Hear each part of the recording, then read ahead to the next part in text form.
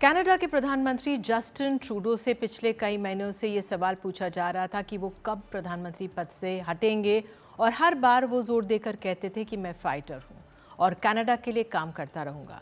कल भी उन्होंने ये बात दोहराई कि मैं फाइटर हूँ, लेकिन साथ ही अपने इस्तीफे का ऐलान भी कर दिया। आगे बढ़ने से पहले देखिए एक report.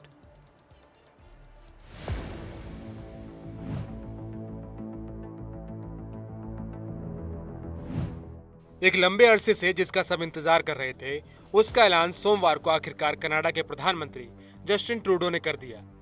Over the holidays, I've also had a chance to reflect and have had long talks with my family about our future. मैं नए नेता का चयन करने के बाद पार्टी के नेता और पीएम पद से इस्तीफा देना चाहता हूं। मैंने लिबरल पार्टी के अध्यक्ष से नए नेता के चयन की प्रक्रिया शुरू करने को कहा है और अगले नेता के चुनाव तक कार्यवाहक पीएम बना रहूंगा। ये देश अगले चुनाव में एक वास्तविक विकल्प का हकदार है और ये मेरे लिए स्पष्ट हो गया है कि अगर मुझे आंतरिक लड़ाई लड़नी पड़ रही है तो मैं इस चुनाव में अच्छा विकल्प नहीं हो सकता। Competitive process.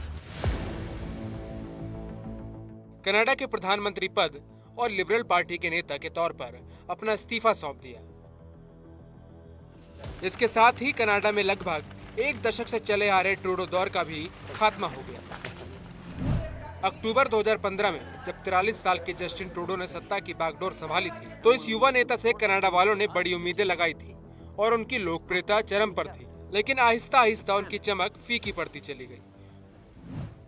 2019 के चुनावों में वो जीत तो गए, लेकिन उनकी अल्पमत की सरकार बनी और दूसरे दलों के सहारे रहना पड़ा। 2021 में उन्होंने इस उम्मीद में चुनाव करवाए कि उनकी पार्टी की सीटें बढ़ेंगी, लेकिन ये दाव भी उल्टा पड़ गया और उनकी अल्पमत की सरकार ही रही। आखिरकार हालात इतने संगीन हो गए कि उनकी अपनी पार्टी में ही उनका सख्त विरोध होने लगा। साथ में भारत के साथ रिश्ते बिगाड़ने में उनका बड़ा हाथ रहा। ट्रूडो की राजनीति भारत के खिलाफ रही। उन्होंने भारत विरोधी खालिस्तानियों का समर्थन किया, खालिस्तानियों को कनाडा में कानूनी संरक्षण दिया, भारतीय एजेंसियों पर झूठे आरोप लगाए, निज्जर हत्याकांड में भारत की भूमिका बताई, लेकिन मांगने पर भी भारत के शामिल होने के सबूत नहीं दिए। निज्जर भारत का वांटेड आतंकी था। ट्रूडो ने द्विपक्षीय संबंधों की मर्यादा भी खत्म की। वहां हुए मंदिरों पर हमले के वक्त वहां की पुलिस चुप्पी साधे रही। बढ़ती महंगाई और बेरोजगारी पर बुरी तरह घिरे। 10 साल पहले की लोकप्रियता कम होती रही। उनकी लिबरल पार्टी में आंतरिक असंतोष बढ़ता रहा। डोनाल्ड ट्रंप की जीत के बाद ट्रूडो के और बुरे दिन आ गए। ट्रंप ने कनाडा से आयात पर 25% टैरिफ लगाने की धमकी दी। डोनाल्ड ट्रंप लगातार ट्रूडो और कनाडा पर निशाना साधे हुए हैं। ट्रूडो के इस्तीफे के बाद भी उन्होंने बयान दिया कि कनाडा में बहुत से लोग चाहते हैं कि वो अमेरिका का 51वां राज्य बन जाए। अब अमेरिका कनाडा को कारोबार में और रियायतें नहीं दे सकता। ट्रूडो को ये पता था और इसलिए उन्होंने इस्तीफा दे दिया। अगर कनाडा का अमेरिका के साथ विलय हो जाता है तो टैरिफ खत्म हो जाएंगे, टैक्स कम हो जाएंगे, साथ ही रूसी और चीनी जहाजों का मंडराता खतरा भी दूर हो जाएगा। अब सवाल यह है कि कनाडा की कमान कौन संभालेगा। जो नाम सबसे आगे चल रहा है वो है क्रिस्टिया फ्रीलैंड का, जो पिछले महीने तक कनाडा की उप प्रधानमंत्री और वित्त मंत्री थी और ट्रंप के खतरे से ठीक तरह से न निपटने के लिए उन्होंने ट्रूडो की कड़ी आलोचना की थी। इसके अलावा पूर्व केंद्रीय बैंकर 59 साल के मार्क कार्नी, जो ट्रूडो के सलाहकार भी रहे हैं और बैंक ऑफ कनाडा और बैंक ऑफ इंग्लैंड के प्रमुख भी रह चुके हैं, वो भी पीएम की रेस में माने जा रहे हैं। भारतीय मूल की अनीता आनंद, जो फिलहाल परिवहन मंत्री हैं और रक्षा मंत्री जैसे पदों पर रह चुकी हैं, वो भी लिबरल पार्टी के नेता और कनाडा की प्रधानमंत्री बन सकती हैं। 56 साल की अनीता आनंद ओकविल से सांसद है। ऑक्सफोर्ड से पढ़ी अनीता आनंद की वित्तीय बाजार नियामन में महारत है और दावेदारों में फ्रांसवा फिलिप शैम्पेन का नाम भी चल रहा है, जो विज्ञान और उद्योग मंत्री हैं। 45 साल की विदेश मंत्री मेलानी जोली का भी नाम संभावित नेताओं में लिया जा रहा है। 57 साल के डोमिनिक लबलाम, जो फिलहाल वित्त मंत्री हैं और जस्टिन ट्रूडो के सबसे करीबी साथियों में से हैं, वो भी इस रेस में शामिल हो सकते हैं। और आखिरी नाम है क्रिस्टी क्लार्क का, जो ब्रिटिश कोलंबिया की प्रीमियर रह चुकी हैं और पीएम बनने की ख्वाहिश जाहिर कर चुकी हैं। तो अब ये देखना होगा कि कनाडा की कमान कौन संभालता है और क्या नेता से कनाडा के हालात बदलेंगे। Bureau report, NDTV India.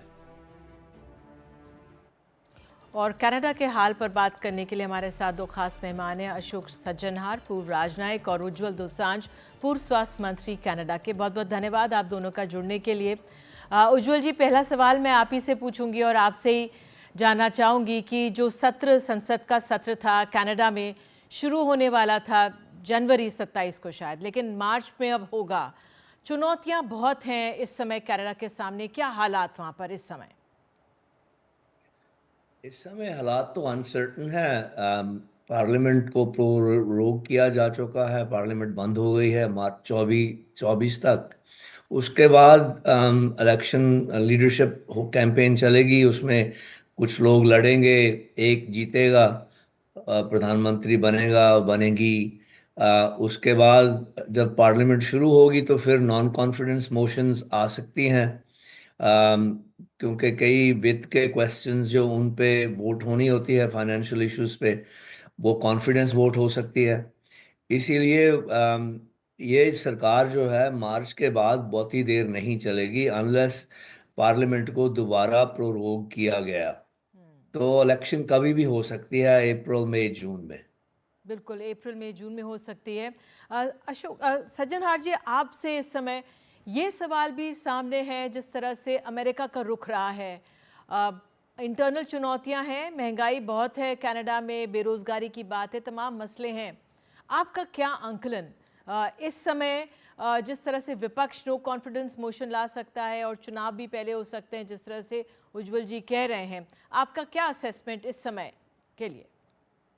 देखिए, मेरे ख्याल से तो वहाँ पर बहुत अनसर्टनिटी बनी रहेगी, बहुत ही अस्थिरता बनी रहेगी, क्योंकि अब उन्होंने इस्तीफा तो दे दिया है और इलेक्शंस होना है। लेटेस्ट इलेक्शन होना है अक्टूबर इस साल में, 2025 में। तो चाहे अक्टूबर में हो जाए, चाहे मई जून में हो जाए, तो इलेक्शन तो होना है। तो अनिश्चितता तो बनी रहेगी। अगर वो आगे भी चलते हैं, कोई ऐसा लीडर आ जाता है जो कि इसको खींचकर आगे अक्टूबर तक ले जाए, फिर भी इलेक्शन तो तब होने हैं।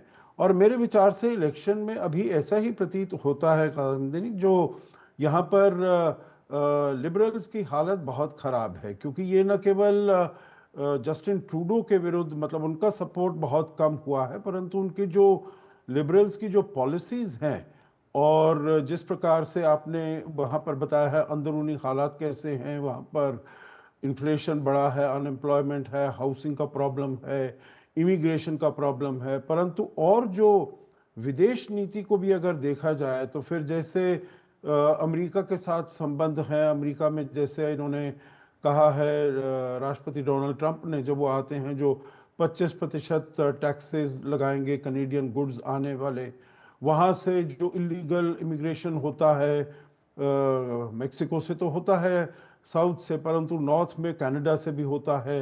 भारत के साथ कैसे उन्होंने ऊल जलूल बातें कहकर, बचकाना हरकतें करके भारत के साथ उन्होंने अपने संबंध खराब किए हैं। भारत के साथ मैं समझता हूँ बहुत पोटेंशियल है कनाडा के साथ दोनों देशों के संबंधों को आगे ले जाने का। तो मैं समझता हूँ अनिश्चितता बनी रहेगी और लिबरल्स को वापस आना इलेक्शन के बाद, वहां पर आना मेरे ख्याल से मुश्किल लगता है। बिल्कुल, आना मुश्किल लगता है। उज्जवल जी, सर आपसे इस समय ये कि अनसर्टेनिटी तो वहां पर बनी हुई है, लेकिन अब अगला नेता कौन होगा? हालांकि बहुमत से 17 सांसद कम बताए जा रहे हैं, कई नामों की फहरिस्त सामने चल रही है। 8 में से 2 नाम तो इंडियंस हैं जो हम लोग समझ सकते हैं, अनीता आनंद का नाम सामने है। नामों को लेकर या कौन आगे ले सकता है, लिबरल पार्टी के भविष्य को लेकर वहाँ पे किस तरह की चर्चाएं? देखो, लिबरल पार्टी कोई भी लीडर आ जाए, लिबरल पार्टी के जीतने के आसार नहीं हैं। वो ज़रूर हारेंगे। हो सकता है आज अगर इलेक्शन हो तो उनकी 50-60 सीटें आएँ। अगर पहले हो जाता 10 दिन तो हो सकता 10-5 सीटें आती। सो हारना तो उन्होंने है, क्योंकि जब इतनी बुरी हालात हो जाती है किसी पार्टी की, नई लीडरशिप उसको जिता नहीं सकती आम करके।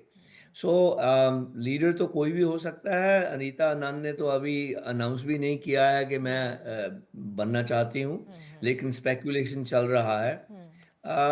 लगता है Mark Carney, Chrystia Freeland, Dominic LeBlanc, इन यस। तीनों चारों में से फिलिप शैम्पेन, तीनों चारों में से कोई एक होगा, मुझे ये लगता है।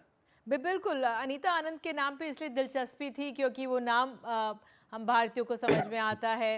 वो खुद क्वींस यूनिवर्सिटी से पढ़ी हुई हैं और उन्होंने टोरंटो यूनिवर्सिटी में प्रोफेसर भी थी 2019 में जब वो आई, और उससे पहले कोविड महामारी में काफ़ी काम किया। बहरहाल जो आपने आंकलन दिया है वो बिल्कुल आप वहाँ से बेहतर तरीके से बता सकते हैं। सज्जन आर जी, अंत में संक्षेप में भारत के साथ रिश्तों में क्या कुछ बेहतरी होगी जो दूसरा कोई जो नेता है वहाँ पे टेक ओवर करेगा उनकी पार्टी को?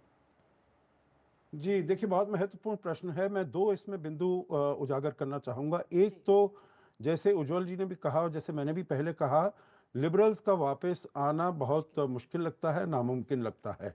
अगर कंजर्वेटिव आ जाते हैं और फिर उनको किसी और पार्टी का सहारा लेना नहीं पड़ता, अपनी उसमें पार्लियामेंट में मेजॉरिटी के लिए 338 सीट हैं, 170 उनको चाहिए वहाँ पर, तो अगर किसी का सहारा नहीं लेना पड़ता तो वो अपना इंडिपेंडेंट पॉलिसी फॉलो कर पाएंगे।